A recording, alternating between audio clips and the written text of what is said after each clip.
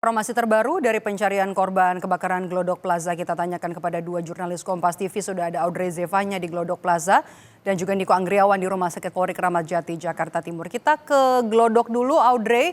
Sampai dengan sore hari ini bagaimana proses pencarian korban kebakaran?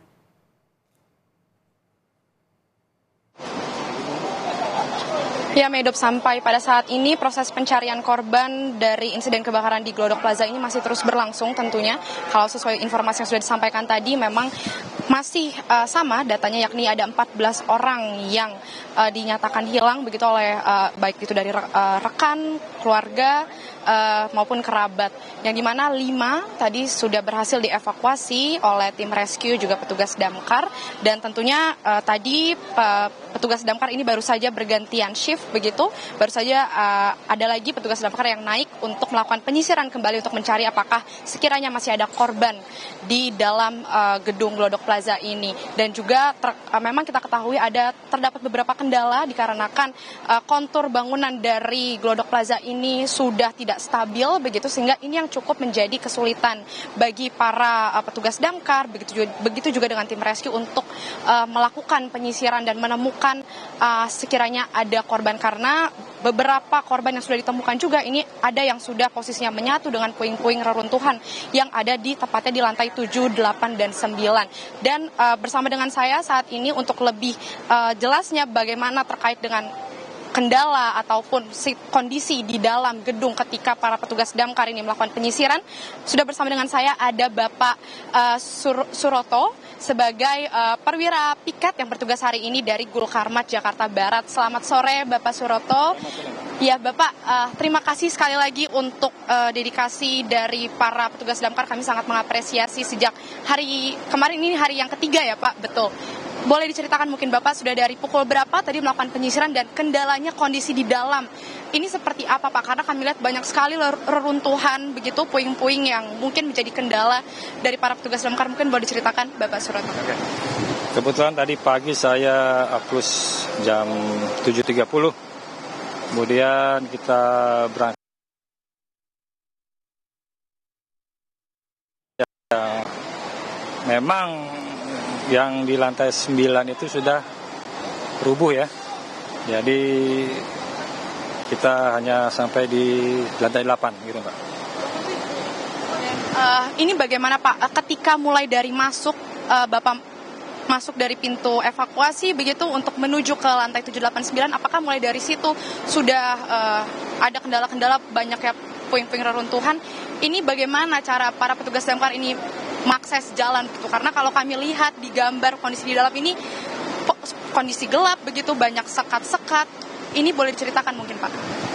Ya, kalau untuk kondisi untuk kita naik ke atas, kita menggunakan tangga darurat. Jadi untuk sampai dengan lantai 8 tuh kita nggak ada kendala.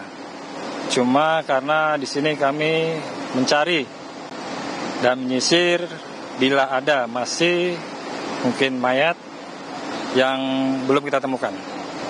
Oke, baik Pak. Ini kan kalau dari kemarin 5 korban ini sudah berhasil dievakuasi dan rata-rata ditemukan dari lantai 8 begitu ya Pak.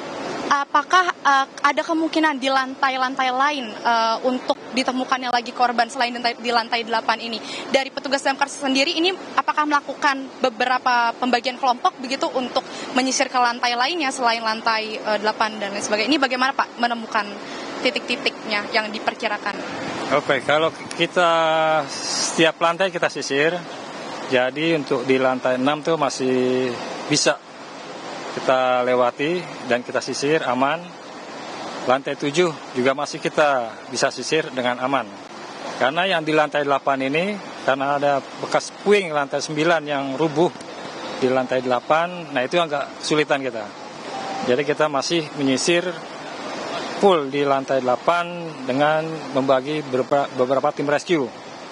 Dan untuk hari ini kita mengerahkan 5 wilayah yang berada di Jakarta ini untuk tim rescue-nya hadir di TKP ini.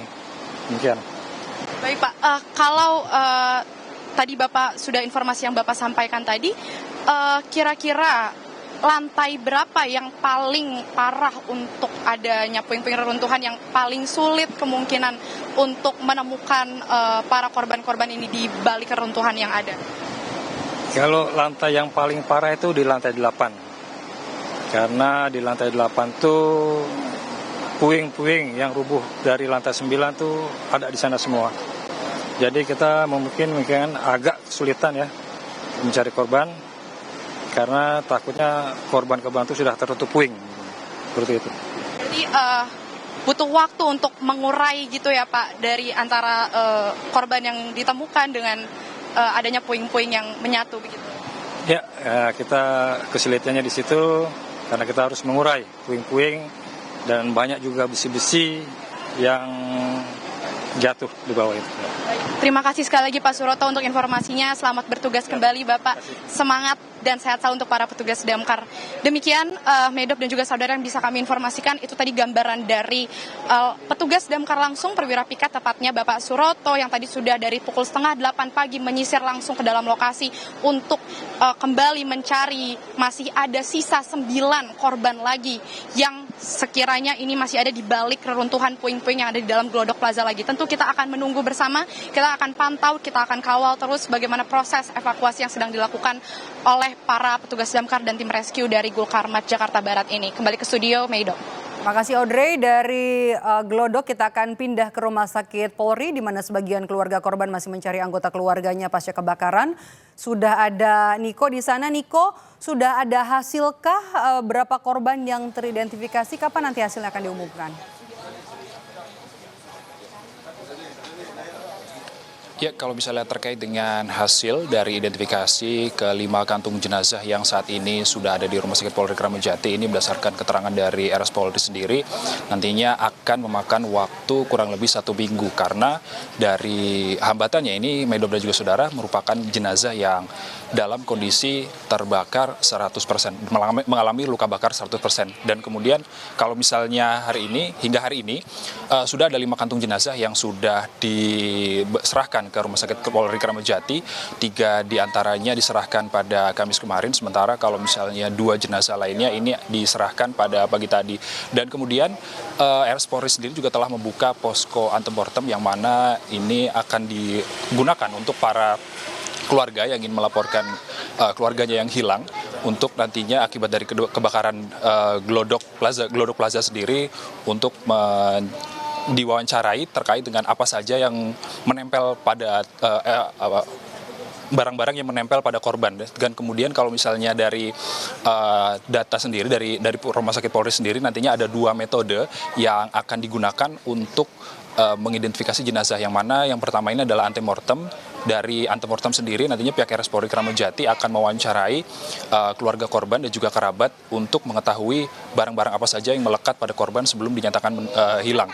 Kemudian kalau misalnya dari postmortem sendiri ini nantinya pihak Rumah Sakit Polri Kramat Jati ini akan melakukan identifikasi lewat pengenalan struktur gigi, lalu kemudian hingga pengenalan lewat DNA. Kemudian kalau misalnya sendiri dari RS Polri sendiri tadi menyatakan bahwa kalau misalnya identifikasi pada kali ini korban kebakaran Glodok Plaza sendiri karena jenazah sudah tidak dikenali, maka akan dilakukan identifikasi lewat postmortem yang mana nantinya akan dikenali lewat struktur gigi ataupun hingga DNA.